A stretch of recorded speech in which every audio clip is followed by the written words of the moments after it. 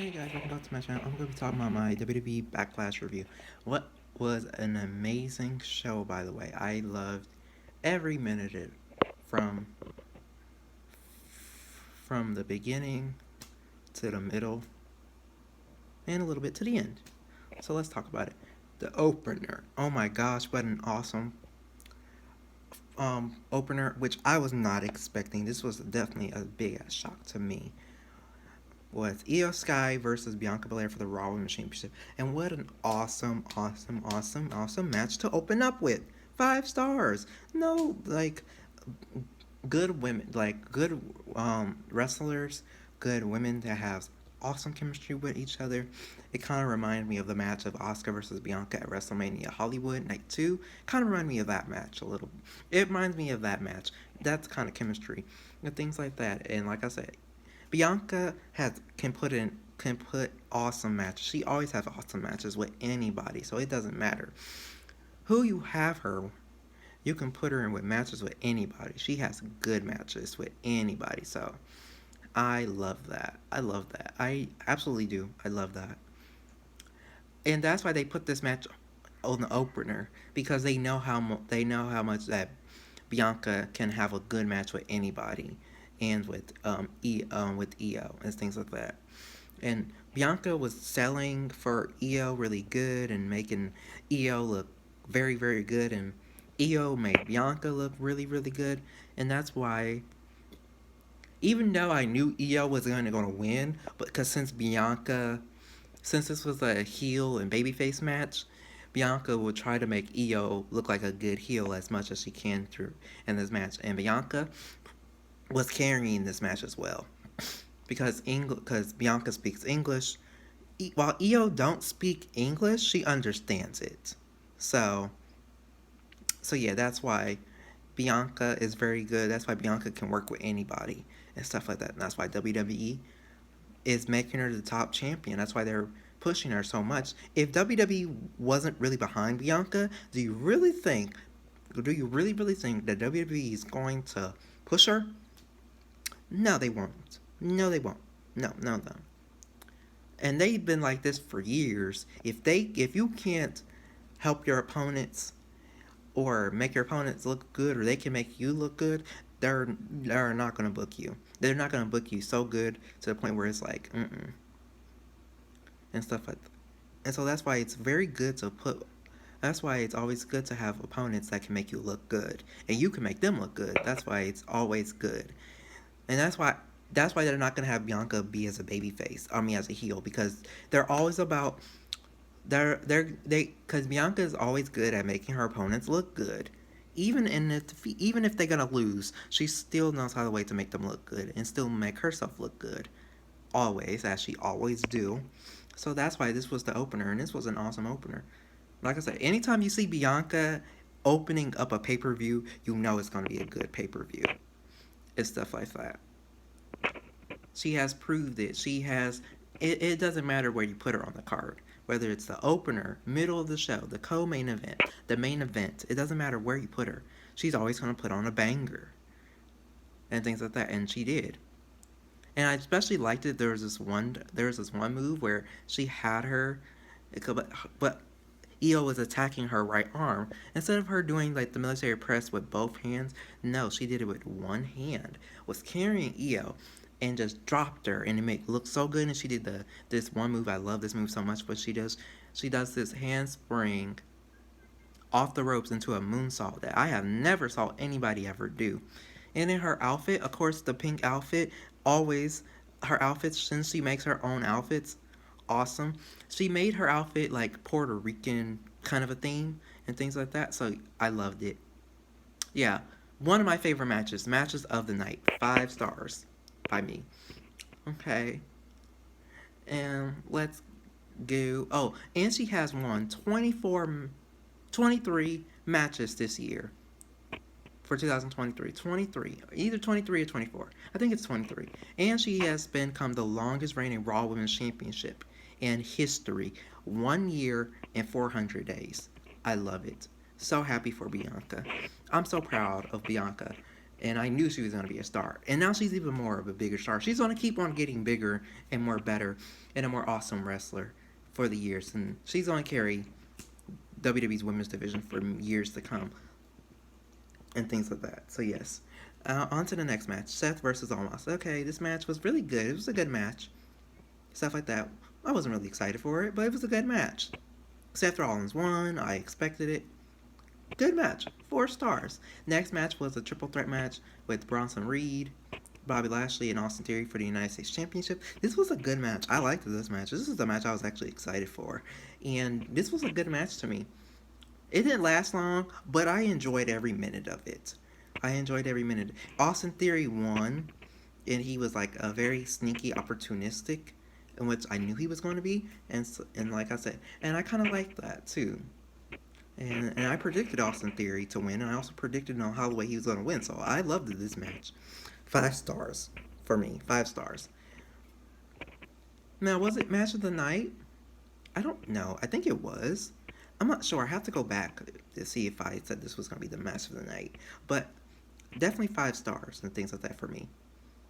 And yeah, like I said, Austin Theory, somebody who can put on good matches, make their opponents look good, and they make them look good. So yeah, this was a good match.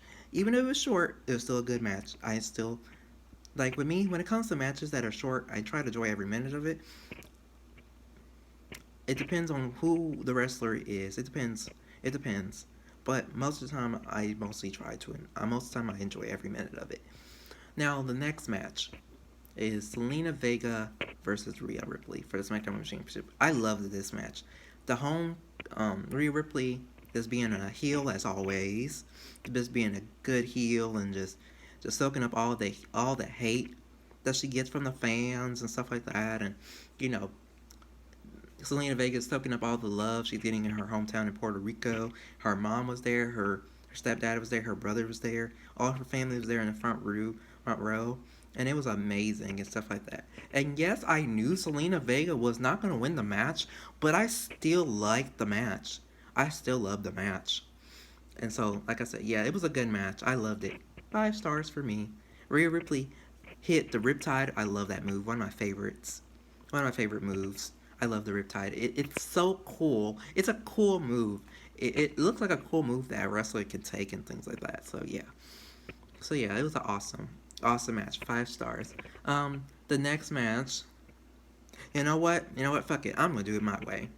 The next match I'm excited to talk about is the 6-man tag team match with Sammy, Kevin, Riddle versus the Bloodline. This was a good match. Good match. 4 stars. 4 stars match. It's really good. I wasn't really excited for this match, but I knew it was going to be a good match. So yeah, 4 stars. Bloodline won. Came to a lot of shock to a lot of people. They thought that Sammy, Kevin, and Owens was going to win. No, like I said, it's kind of like the reverse psychology. I knew they were going to do this. If the Sammy and Kevin retain their belts in their rematch, the Bloodline's going to win at Backlash. If Backlash, and it could have been like this, if the Usos won, then that means, yeah, if the Usos didn't win, if the Usos did win their tag team championship belts, that Kevin, Sammy, and Kane was going to win their match. But they didn't, so, and I knew they were going to do that reverse psychology kind of a thing. And so I knew it. So, like I said, good match, 4 stars. The next match was Brock versus Cody. This was a good match. It only lasted about 9 minutes and 10 seconds. But with the sneak attack before, it was what made it a little bit more longer because of that sneak attack. So, like, that would probably say like 12 minutes and stuff like that. And Brock dominated the match and things like that. So, and then Cody hit 2 crossroads. Brock kicked out. Brock Lesnar hit an F5. Cody kicked out and things like that. So yeah, this was a good match. Good match, stuff like that. Wasn't a 5 stars because, well, I just knew it wasn't. Like I said, I was excited, but not really for this match because it's Brock. Brock don't have long matches anymore. And if he do have long matches, he had it with Roman Reigns, and that was like, yeah, that was like with Roman Reigns or something. Yeah, with Roman Reigns. That's when he really normally have long matches with is with Roman. But anybody else, no, unless it's a stipulation match. But just a regular match, no, he don't. So yeah. Now on to the main event. Now this wasn't the main event, but I don't care. This should have been the main event. You know what? It's gonna be the main event to me. The main event was Bad Bunny versus Damian Priest. I loved this match. Loved every minute of it. 5 stars. Loved the drama, the storytelling. The crowd was behind both Damian and Bad Bunny. More Bad Bunny because he's the babyface of the match, and Damien was the heel. But Damien still had his fans because he was from Puerto Rico from himself. But yeah, like I said, I loved it. The crowd was amazing throughout the entire night. The crowd was amazing. Let's give it up for the Puerto Rican crowd. Like they showed up and they showed out. I love that. It was an awesome crowd. It didn't matter what they were excited for anything, whether it's for Bianca and Io and Seth and Omos, the triple threat match. Um, what else? Triple threat. Cody and Brock, the 6-man tag team person. Whether the hometown heroes with Selena Vega and Bad Bunny and Damian Priest, they were into these matches, and you can say the Puerto Ricans were not shy on letting you know who they rooting for. They weren't shy about it. They were like, we don't like we. I'll say this. They were more. They were more over with Io than they were Bianca. Yes, Bianca still had her fans in Puerto Rico, but Io was more louder. But they was loud for Bianca. There was Bianca fans, but Io was more. The more.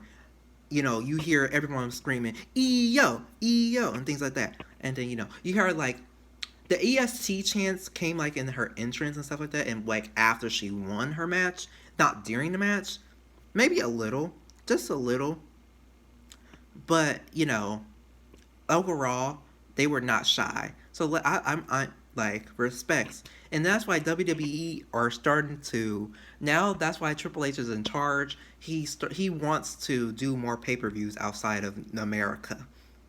He wants to do pay-per-views outside of America because one, they's always gonna sell out. If not, they's gonna almost sell out.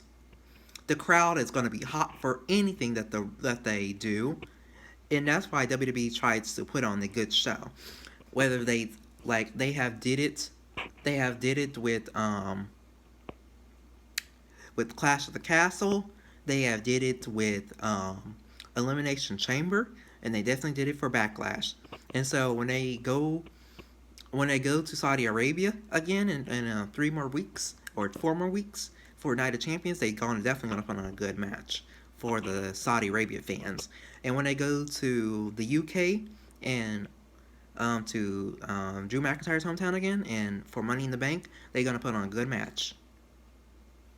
They're gonna make SmackDown and Money in the Bank the awesome show. So yes, so WWE is changing. Triple H is changing that. So yeah. So yes, I'm excited. I'm excited. This was an awesome. This was an awesome match. It had everything that I wanted. Brutality, storytelling, drama. I love the drama from both Damien and Bad Bunny. They both was hilarious. Damien was funny. You should have heard the things that Damien was saying. He was so funny and things like that. And he was cussing. They were cussing at each other in Spanish, stuff like that. They were cussing at each other and stuff like that. And of course, the Judgment Day had to get involved, and Dominic and Rey Mysterio, the LWO, and then fucking Vega came out. He's Puerto Rican. Then one of my favorite wrestlers of all time, Carlito. I spit in the face on people who don't like to be cool. I used to watch Carlito back in the day. I started watching WWE around 2004, and Carlito was wrestling around that time. Oh man, I loved him. One of my favorites. And I think he retired too early, or he left WWE too early. But like I said, yeah, he's one of my favorites, and always will. So he's a Puerto Rican as well, or he's half Puerto Rican. Teddy Long is his dad and stuff like that, and his cousins is Primo and Epico. So yeah, so it makes sense. I'm surprised that we didn't see Epico and Primo was there, but we saw Carlito, so it made up and things like that. Yeah, we didn't see Carlito since 2021 over the Royal Rumble. That was the last time we saw him. But even before that, we didn't see Carlito until I don't know, like how long he's been gone, but he's been gone for a while. So it was so amazing to see him. And like I said, this was an awesome 5-star match. This was match of the night and things like that. I have multiple matches of the night sometimes because I have more than one. Like I always have one match of the night. Whether that's a Raw, SmackDown, pay per view, I always have at least one because there's always one match that stands out to me. It's always gonna be that one match that's always gonna stand out. And the two, um, now Rhea, Selena Vega, in the triple threat match, they were match of the night. They were 5 stars, but match of the night, yes, they was to me. But like, if I had to say like my top two was Bianca versus Io for the Raw Women's Championship, and then of course Bad Bunny and Damian Priest. Um, and then the other two, that's like my weakest one.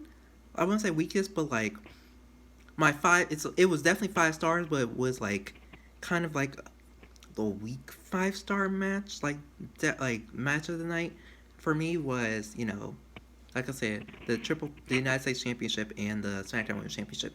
And what made those matches 5 stars for me is because it was a championship match.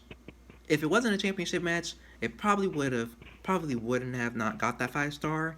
But since it was championship matches, that's why I got the 5 stars and things like that. And I feel like this should have been the main event. Like on how the way they booked it, they overbooked it. I'm still trying to learn what that even means, but they overbooked this match, and which is understandable because it's in Puerto Rico. You show up and you show the fuck out, and I'm all about that. Show up and show out. With Bianca and Io, they showed up and showed the fuck out. Bianca always do. Io, and this is a good chance for Io to really stand like she is a single star. Now, is she more likely to win a Raw or SmackDown Women's Championship? No. But the Women's Tag Team Champions? Oh, yes. So, yes. But, like I said, this was a good pay-per-view. Overall, the pay-per-view Backlash was 5 stars. I give this pay-per-view 5 stars. 5 stars. Now, the weakest matches, I don't say there was no weak matches, but there were 3 matches that I've liked. They weren't match of the night, but they were good matches and stuff like that. So, yep, that is it for my Backlash review.